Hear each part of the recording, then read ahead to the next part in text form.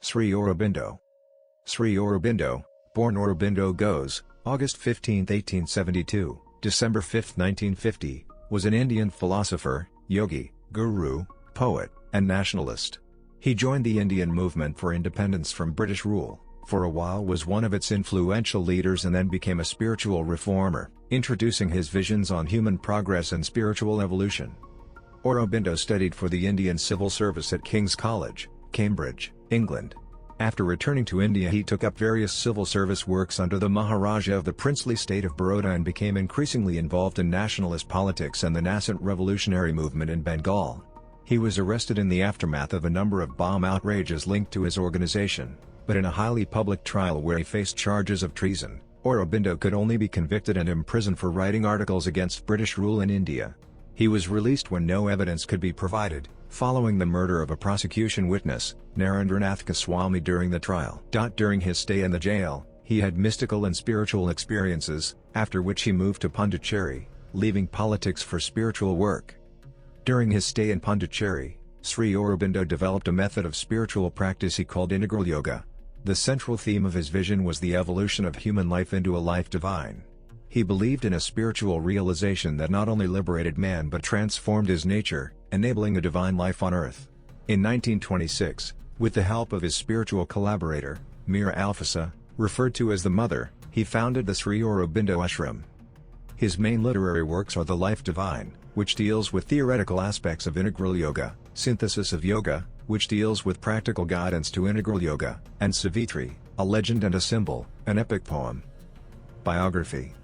Early life. Aurobindo Ghose was born in Calcutta, now Kolkata, Bengal Presidency, India on August 15, 1872 in a Bengali Kayastha family that was associated with the village of Konagar in the Hooghly district. His father, Aurobindo Ghose, was then assistant surgeon of Rangpur in Bengal, and a former member of the Brahmo Samaj religious reform movement who had become enamored with the then new idea of evolution while pursuing medical studies in Edinburgh. His mother was Swarnalata Devi, whose father was Sri Rajnarayan Bose, a leading figure in the Samaj. She had been sent to the more salubrious surroundings of Calcutta for Aurobindo's birth. Aurobindo had two elder siblings, Benoy Bhusan and Manmohan, a younger sister, Sarojini, and a younger brother, Birendra Kumar, also referred to as Baran. Young Aurobindo was brought up speaking English but used Hindustani to communicate with servants. Although his family were Bengali, his father believed British culture to be superior. He and his two elder siblings were sent to the English-speaking Loreto House boarding school in Darjeeling, in part to improve their language skills and in part to distance them from their mother, who had developed a mental illness soon after the birth of her first child. Darjeeling was a centre of British life in India and the school was run by Irish nuns, through which the boys would have been exposed to Christian religious teachings and symbolism. England, 1879–1893. Aurobindo Ghose wanted his sons to enter the Indian Civil Service, ICS, an elite organization comprising around 1,000 people. To achieve this it was necessary that they study in England and so it was there that the entire family moved in 1879. The three brothers were placed in the care of the Reverend W. H. Druitt in Manchester. Druitt was a minister of the Congregational Church whom Aurobindo Ghose knew through his British friends at Rangapur. The boys were taught Latin by Druitt and his wife. This was a prerequisite for admission to good English schools and, after 2 years, in 1881, the elder two siblings were enrolled at Manchester Grammar School. Aurobindo was considered too young for enrollment and he continued his studies with the Druitts, learning history, Latin, French, geography and arithmetic. Although the Druitts were told not to teach religion, the boys inevitably were exposed to Christian teachings and events, which generally bored Aurobindo and sometimes repulsed him. There was little contact with his father, who wrote only a few letters to his sons while they were in England. But what communication there was indicated that he was becoming less endeared to the British in India than he had been, on one occasion describing the British Raj as a heartless government. Druitt emigrated to Australia in 1884, causing the boys to be uprooted as they went to live with Druitt's mother in London. In September of that year, Aurobindo and Manmohan joined St. Paul's School there. He learned Greek and spent the last 3 years reading literature and English poetry. He also acquired some familiarity with the German and Italian languages and, exposed to the evangelical strictures of Druitt's mother, a distaste for religion. He considered himself at one point to be an atheist but later determined that he was agnostic. A blue plaque unveiled in 2007 commemorates Aurobindo's residence at 49 St. Stephen's Avenue in Shepherd's Bush, London, from 1884 to 1887. The three brothers began living in Spartan circumstances at the Liberal Club in South Kensington during 1887, their father having experienced some financial difficulties. The club's secretary was James Cotton, brother of their father's friend in the Bengal ICS, Henry Cotton. By 1889, Manmohan had determined to pursue a literary career and Benoit Poussin had proved himself unequal to the standards necessary for ICS entrance. This meant that only Aurobindo might fulfill his father's aspirations, but to do so when his father lacked money required that he studied hard for a scholarship. To become an ICS official, students were required to pass the competitive examination, as well as to study at an English university for 2 years under probation. Aurobindo secured a scholarship at King's College, Cambridge, under recommendation of Oscar Browning. He passed the written ICS examination after a few months, being ranked 11th out of 250 competitors. He spent the next 2 years at King's College. Aurobindo had no interest in the ICS and came late to the horse riding practical exam purposefully to get himself disqualified for the service. At this time, the Maharaja of Baroda, Sir Rao Gaikwad III, was travelling in England. Cotton secured for him a place in Baroda State Service and arranged for him to meet the prince. He left England for India, arriving there in February 1893. In India, Krishnadun Ghose, who was waiting to receive his son, was misinformed by his agents from Bombay, now Mumbai, that the ship on which Aurobindo had been travelling had sunk off the coast of Portugal. His father died upon hearing this news. Baroda and Calcutta, 1893 to 1910. In Baroda, Aurobindo joined the state service in 1893, working first in the Survey and Settlements Department, later moving to the Department of Revenue and then to the Secretariat, and much miscellaneous work like teaching grammar and assisting in writing speeches for the Maharaja of Gaikwad until 1897. In 1897 during his work in Baroda, he started working as a part-time French teacher at Baroda College, now Maharaja Sir Rao University of Baroda. He was later promoted to the post of vice principal. At Baroda, Aurobindo self-studied Sanskrit and Bengali. During his stay at Baroda, he had contributed to many articles to Hindu Prakash and had spoken as a chairman of the Baroda College Board. He started taking an active interest in the politics of India's independence struggle against British rule, working behind the scenes as his position in the Baroda state administration barred him from an overt political activity. He linked up with resistance groups in Bengal and Madhya Pradesh, while travelling to these states. He established contact with Lokmanya Tilak and Sister Nivedita. Aurobindo often travelled between Baroda and Bengal, at first in a bid to re-establish links with his parents' families and other Bengali relatives, including his sister Sarojini and brother Baran, and later increased to establish resistance groups across the presidency. He formally moved to Calcutta in 1906 after the announcement of the partition of Bengal. In 1901, on a visit to Calcutta, he married 14-year-old Mrinalini, the daughter of Bhupal Chandra Bose, a senior official in government service. Aurobindo was 28 at that time. Mrinalini died 17 years later in December 1918 during the influenza pandemic. Aurobindo was influenced by studies on rebellion and revolutions against England in medieval France and the revolts in America and Italy. In his public activities he favored non-cooperation and passive resistance. In private he took up secret revolutionary activity as a preparation for open revolt, in case that the passive revolt failed. In Bengal, with Baran's help, he established contacts with revolutionaries, inspiring radicals such as Bhagat Jatin or Jatin Mukherjee and Surendranath Tagore. He helped establish a series of youth clubs, including the Anushalan Samiti of Calcutta in 1902. Aurobindo attended the 1906 Congress meeting headed by Dadabhai Naoroji and participated as a counselor in forming the fourfold objectives of Swaraj, Swadesh, boycott and national education. In 1907 at the Surat session of Congress where moderates and extremists had a major showdown, he led along with extremists along with Bal Gangadhar Tilak. The Congress split after this session. In 1907 to 1908 Aurobindo travelled extensively to Pune, Bombay and Baroda to firm up support for the nationalist cause, giving speeches and meeting with groups. He was arrested again in May 1908 in connection with the Alipore bomb case. He was acquitted in the ensuing trial, following the murder of Chief Prosecution witness Narayan Gossain within jail premises, which subsequently led to the case against him collapsing. Aurobindo was subsequently released after a year of isolated incarceration. Once out of the prison, he started 2 new publications, Karma Yogin in English and Dharma in Bengali. He also delivered the Uttapara speech hinting at the transformation of his focus to spiritual matters. The British persecution continued because of his writings in his new journals, and in April 1910 Aurobindo moved to Pondicherry, where Britain's secret police monitored his activities. Conversion from politics to spirituality. In July 1905, then Viceroy of India, Lord Curzon, partitioned Bengal. This sparked an outburst of public anger against the British, leading to civil unrest and a nationalist campaign by groups of revolutionaries, who included Aurobindo. In 1908, Kadiram Bose and Prafulla Chakki attempted to kill Magistrate Kingsford, a judge known for handing down particularly severe sentences against nationalists. However, the bomb thrown at his horse carriage missed its target and instead landed in another carriage and killed 2 British women, the wife and daughter of Barrister Pringle Kennedy. Aurobindo was also arrested on charges of planning and overseeing the attack and imprisoned in solitary confinement in Alipore jail. The trial of the Alipore bomb case lasted for a year, but eventually, he was acquitted on May 6, 1909. His defense counsel was Chittaranjan Das. During this period in the jail, his view of life was radically changed due to spiritual experiences and realizations. Consequently, his aim went far beyond the service and liberation of the country. Aurobindo said he was visited by Vivekananda in the Alipore jail. "It is a fact that I was hearing constantly the voice of Vivekananda speaking to me for a fortnight in the jail in my solitary meditation and felt his presence."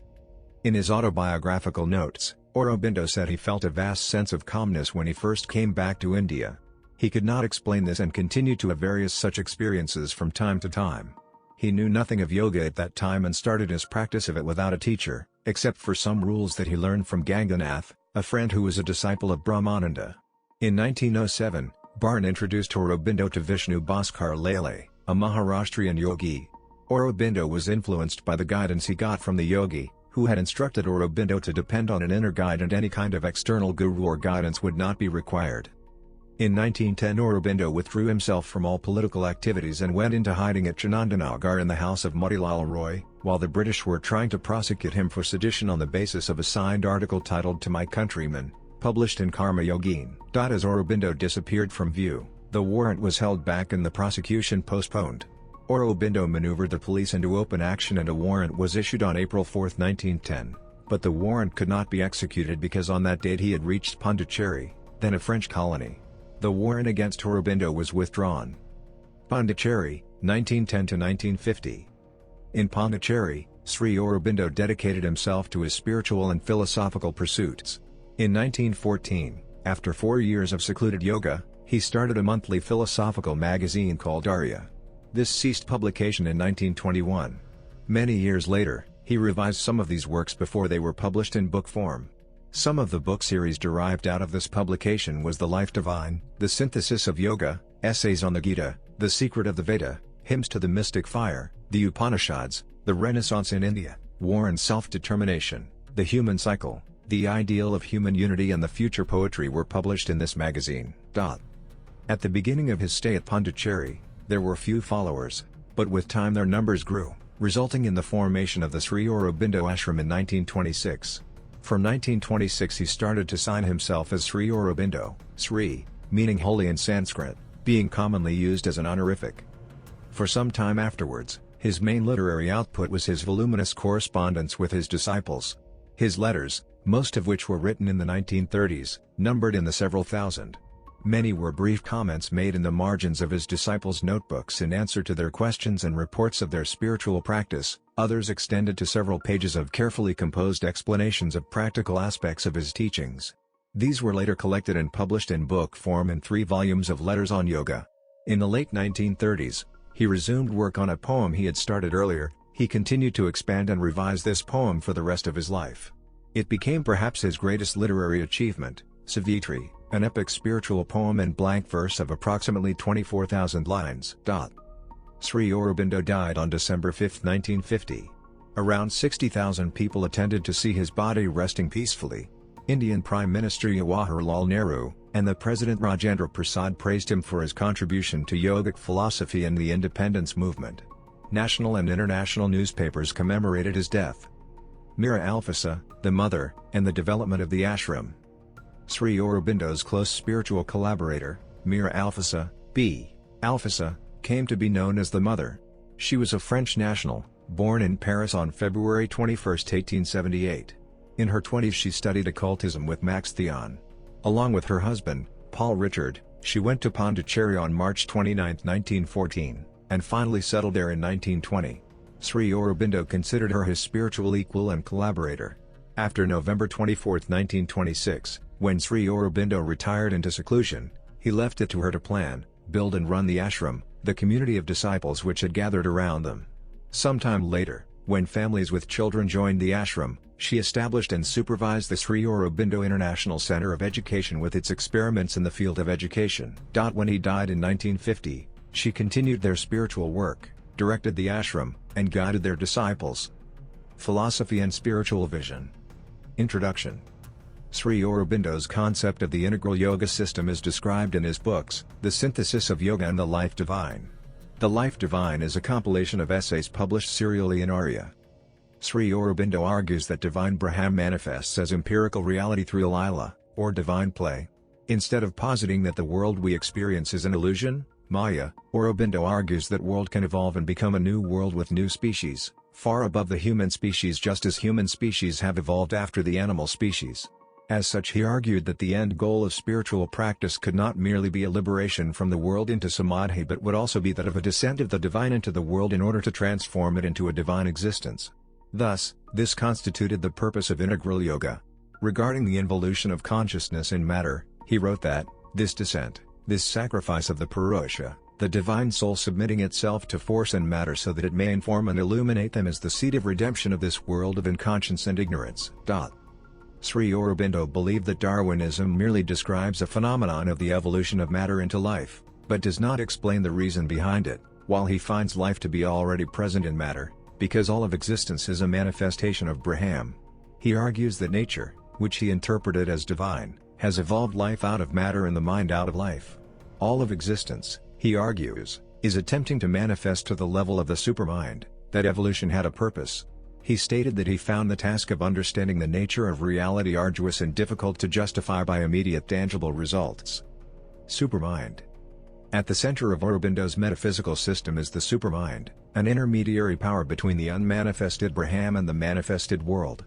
Aurobindo claims that the supermind is not completely alien to us and can be realized within ourselves, as it is always present within mind, since the latter is in reality identical with the former and contains it as a potentiality within itself. Aurobindo does not portray supermind as an original invention of his own, but believes it can be found in the Vedas and that the Vedic gods represent powers of the supermind. In the integral yoga, he declares that by the supermind is meant the full truth consciousness of the divine nature, in which there can be no place for the principle of division and ignorance. It is always a full light and knowledge superior to all mental substance or mental movement.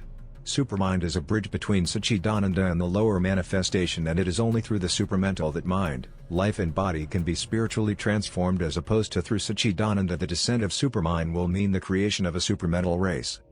Affinity with Western philosophy. In his writings, talks and letters, Sri Aurobindo has referred to several European philosophers with whose basic concepts he was familiar, commenting on their ideas and discussing the question of affinity to his own line of thought. Thus he wrote a long essay on the Greek philosopher Heraclitus and mentioned especially Plato, Plotinus, Nietzsche and Bergson as thinkers in whom he was interested because of their more intuitive approach.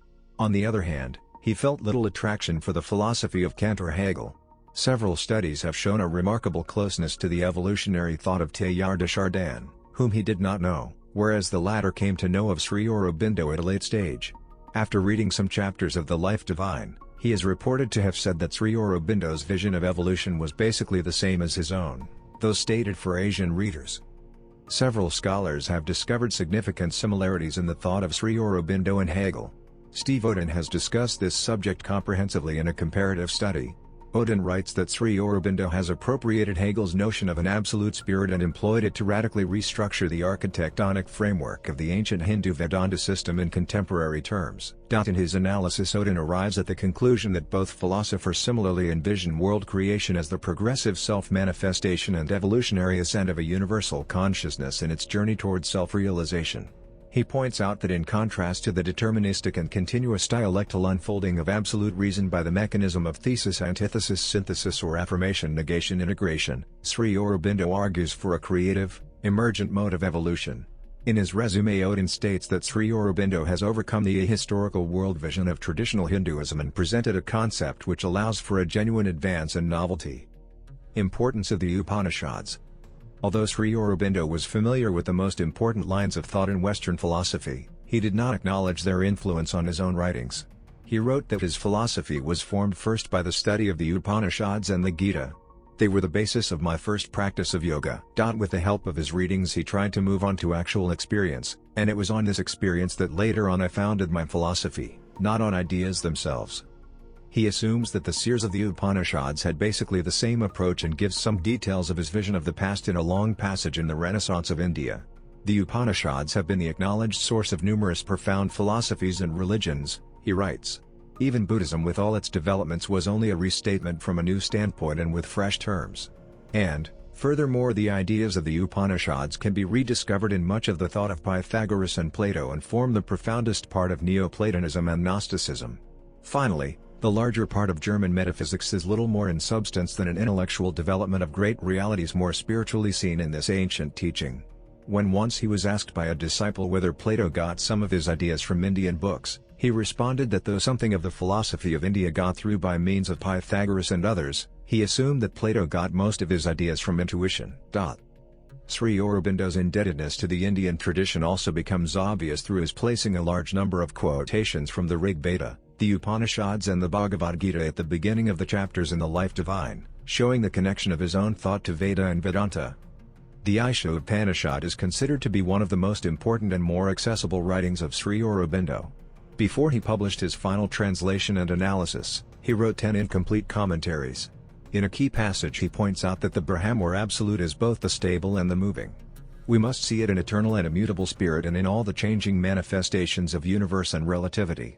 Sri Aurobindo's biographer K.R.S. Iyengar quotes R.S. Mughali as stating that Sri Aurobindo might have obtained in this Upanishad the thought seed which later grew into the Life Divine. Synthesis and integration. Sisir Kumar Maitra, who was a leading exponent of Sri Aurobindo's philosophy, has referred to the issue of external influences and written that Sri Aurobindo does not mention names, but as one reads his books one cannot fail to notice how thorough is his grasp of the great Western philosophers of the present age. Although he is Indian, one should not underrate the influence of Western thought upon him. This influence is there, very clearly visible, but Sri Aurobindo has not allowed himself to be dominated by it. He has made full use of Western thought, but he has made use of it for the purpose of building up his own system. Thus Maitra, like Steve Odin, sees Sri Aurobindo not only in the tradition and context of Indian, but also Western philosophy and assumes he may have adopted some elements from the latter for his synthesis. R. Puligandla supports this viewpoint in his book Fundamentals of Indian Philosophy.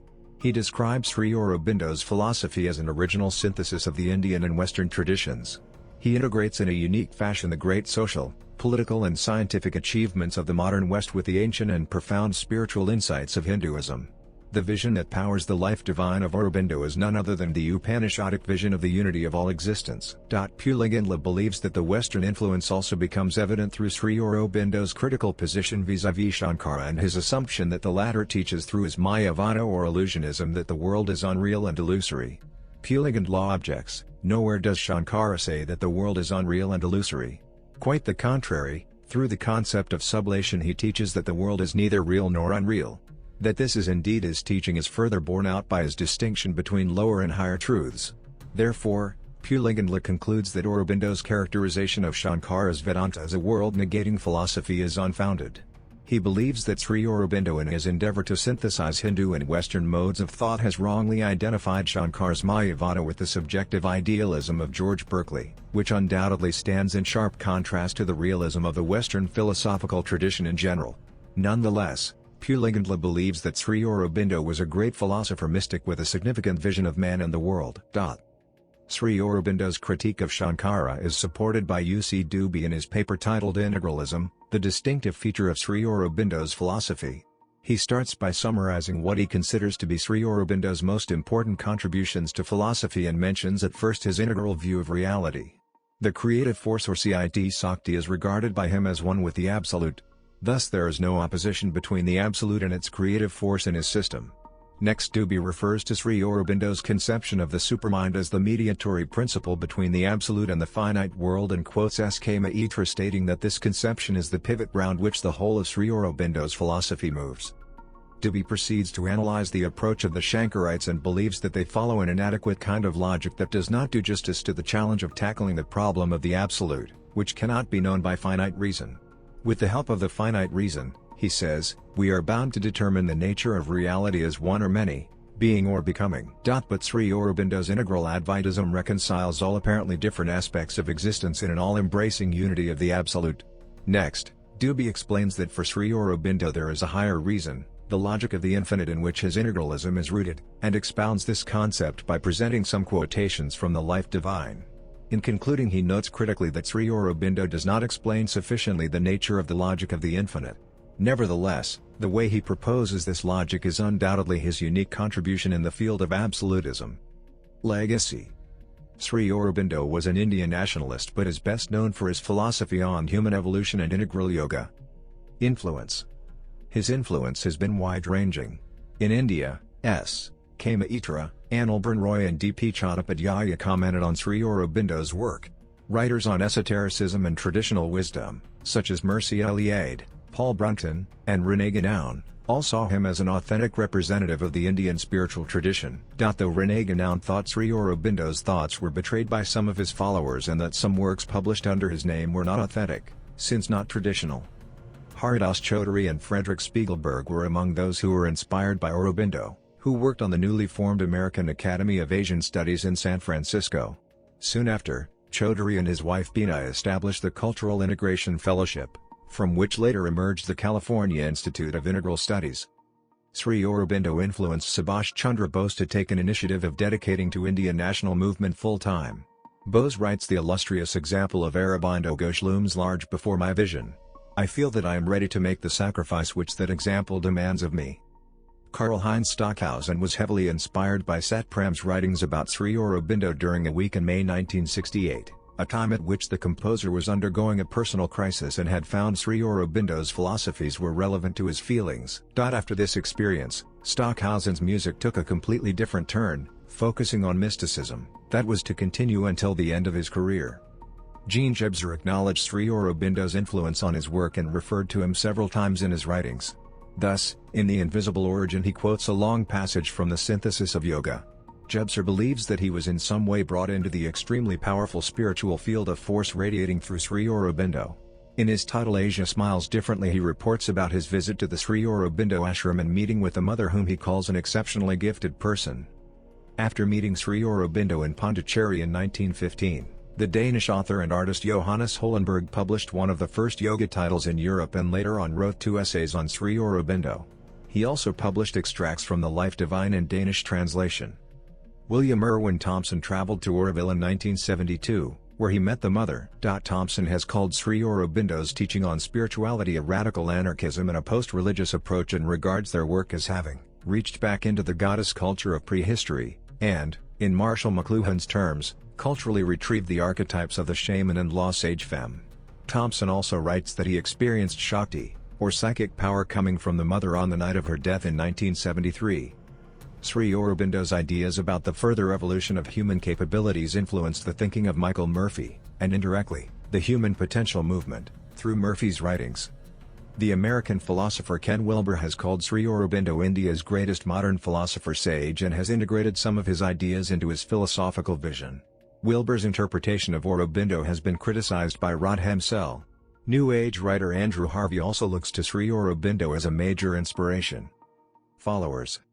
The following authors, disciples and organizations trace their intellectual heritage back to, or have in some measure been influenced by, Sri Aurobindo and the Mother. Critics Literature Indian Editions American Edition Main Works Compilations and Secondary Literature Comparative Studies Compilations and Secondary Literature Comparative Studies Compilations and Secondary Literature Comparative Studies Compilations and Secondary Literature Comparative